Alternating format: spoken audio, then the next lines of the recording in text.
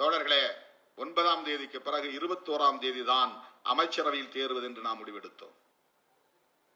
அமைச்சரவையில் சேர்ந்தது அவ்வளவு பெரிய குற்றமா? பெரியார் வெளிவந்தவர்கள் பெருமைப்பட்டு இருக்க வேண்டாமா? தலித் மக்களுக்காக போராடுகிற ஒரு இயக்கம் முதல் முறையாக அமைச்சரவையிலே இடம்பெறுவதை நாங்கள் வரவேற்கிறோம், பாராட்டுகிறோம் என்றல்லவா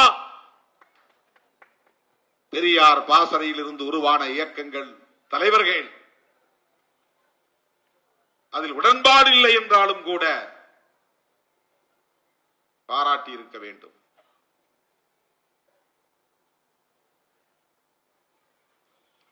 அமைச்சரவையிலே இடம்பெற்றது. வன்னி அரசுவை நான் அறிவித்தது. இதையெல்லாம் வெவ்வேறு கோணங்களில் மடைமாற்றம் செய்து திரிபுவாதம் செய்யக்கூடியவர்கள் அந்த இடத்திலே திருமாவளவன் விரும்பி இருந்தால் அமைச்சராகி இருக்கலாம் அல்லவா? ஆனால் அவர் ஆகவில்லை. தம்மோடு நின்ற ஒரு தம்பியைத்தான் அமைச்சராக்கி இருக்கிறார்.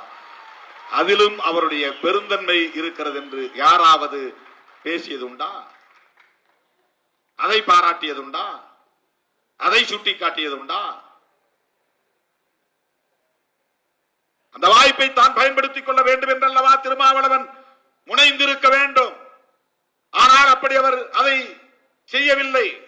மாறாக 30 ஆண்டு காலம் தம்மோடு களத்திலே நிற்கிற ஒரு தம்பிதான் அந்த இடத்தில் அமர வேண்டும் என்று ஆசைப்பட்டு அழைத்துக் கொண்டு போய் அந்த நாற்காலியில் அமர வைத்து விட்டு வந்தானே, அதுதான் திருமாவளவன் என்று யார் பேசினார்கள்? எத்தனை பேர் பேசினார்கள்?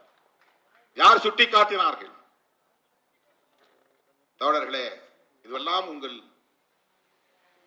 சிந்தனைகளுக்காக நான் முன்வைக்கிற கருத்து. யாருக்காகவும் நான் விளக்கம் சொல்லவில்லை. ஏன் திருமாவளவன் அடிக்கடி விளக்கம் சொல்றார்? என் தோழர்களை தெளிவுபடுத்த வேண்டியது என்னுடைய பொறுப்பு. என் தலைமையின் மீது நம்பிக்கை வைத்திருப்பவர்களுக்கு விளக்கம் தர வேண்டியது என்னுடைய பொறுப்பு. இதில் எனக்கு எந்த ஈகோவும் கிடையாது. நான் பெரிய தலைவர், நான் யாருக்கு விளக்கம் சொல்ல வேண்டிய அவசியம் இல்லை என்கிற அற்பத்தனமான ஒரு ஈகோயிஸ்ட் அல்ல நான்.